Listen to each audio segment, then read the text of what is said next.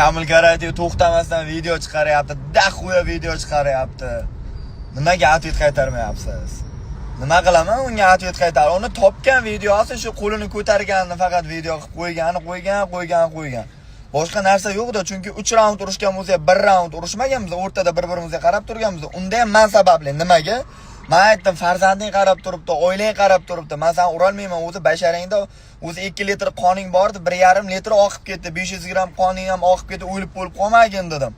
Da indamadim. Meni shestim borligi meni borki, eng katta xatoyim bo'ldi boshqalar uchun, lekin men uchun emas.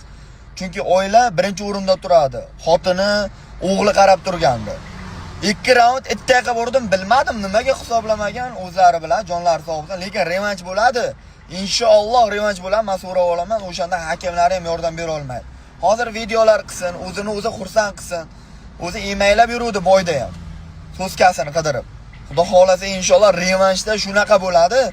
1 gram xot bermayman, 1 gram. Faqat inshaalloh o'sha gap ittaq qilib olib uraman. Bu safar xot berilmaydi, rahm shafqat bo'lmaydi inshaalloh.